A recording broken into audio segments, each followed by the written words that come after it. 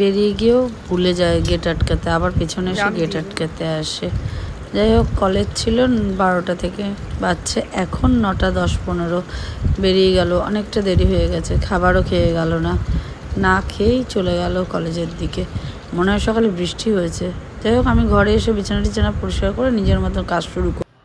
Good morning. ছেলে college চলে যাওয়ার পরে যা যা বাকি কাজ ছিল সেগুলো করছিলাম এতক্ষণ ধরে। উঠলাম, এখন উঠে বিছানা টিছানা পরিষ্কার করা কমপ্লিট হয়ে গেছে, দিয়েছি মেশিনে কাছাকাছি।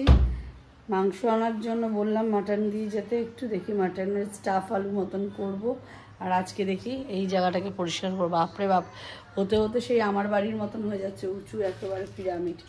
এখন যতক্ষণ না সেগুলো করি, কাজকর্মগুলো করে নিয়ে তারপরে আবার ওই মাংসের প্রিপারেশনে যেতে হবে।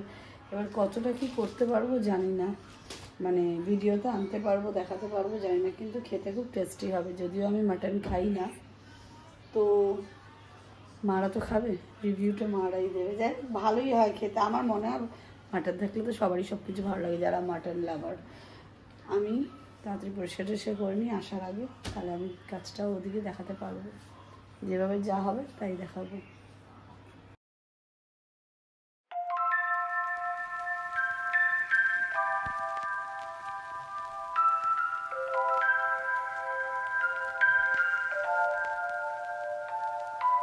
রান্না করতে গিয়ে অর্ধেক মশলা ছিল না বলে পোস্ত আনতে গেছি, গিয়ে জঙ্গল থেকে গাছ তুলে নিয়ে চলে এলাম। এখন ওটাকে 3তলা একটা জায়গা ফাঁকা আছে, ওটাকে নিয়ে গিয়ে পুঁতে দেবো, পেতে দেবো বলছিলাম, পুঁতে দেবো। গাছটা হয়ে যাবে, বর্ষাকাল তো, আর টগর গাছ বেশ ভালো লাগবে। আরে ভাই, খেয়ে দিয়ে ঠিকঠাক টাইমে এসে রেস্ট নেয় রোজ। যাই হোক, আমি এটাকে পুঁতে টুতে দিই, তারপরে নিচে যাই।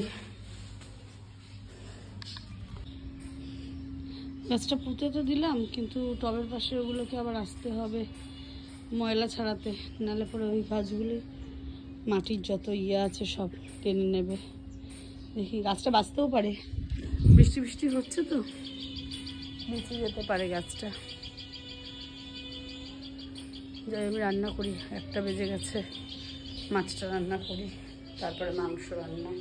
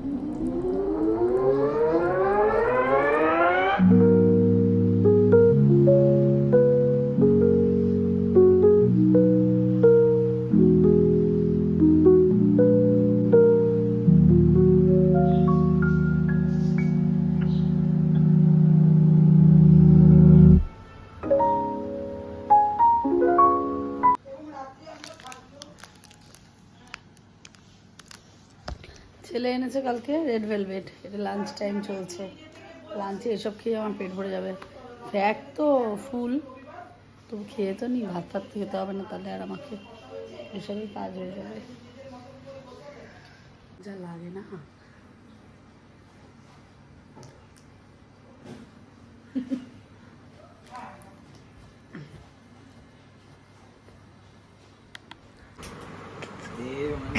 খাইয়ে দাইয়ে রিভিউটা নিতে হবে না তোকে? ভালো আছে কিনা বল, ভালো আছে কিনা বল, বল একদম না, সত্যি রিভিউ দিবি না। যদি তোকে মিথ্যা রিভিউ দিতে বলে তুই কি বলবি? কি না মিথ্যা রিভিউ দে, কেমন হয়েছে? একদম ভালো হয়নি, মাংসগুলো কাঁচা কাঁচা, ফেলে দে, লুচি খেয়ে নেবে এখন। না ফেলবো না। ভালো আছে কিনা বল, সত্যি সত্যি। খেয়ে যাচ্ছে, খেয়ে যাচ্ছে। এটা শুটকি মাছের কোট করা।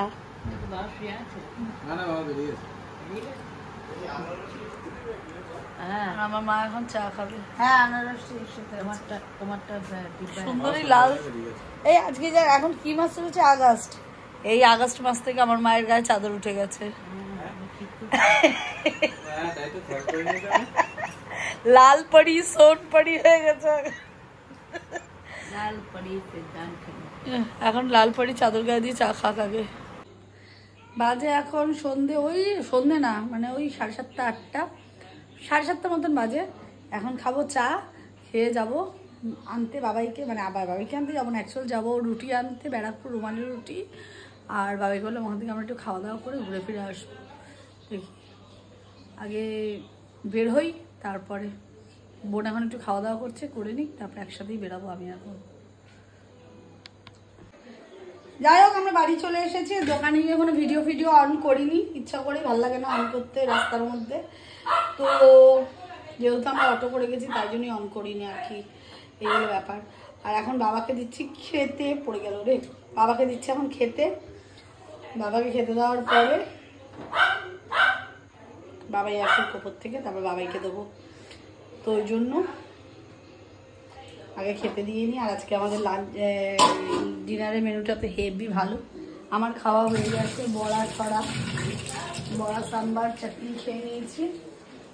বাবাকে দিয়ে দেবো এখন, আগে দিয়ে নিই বাবারটা।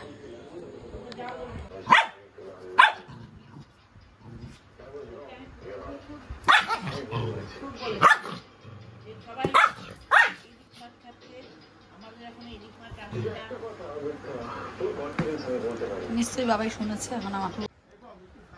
দাঁড়াও, আমি কিছু করিনি। ও এতক্ষণ ওই চেয়ারটায় বসেছিল, আমি এইটায় বসেছিলাম বলে, লালটায়। এখনো ওইখানে চলে এসছে আমাকে ছেড়ে, আমি ওর পাশেই এসে বসবো। বল বল। হ্যাঁ,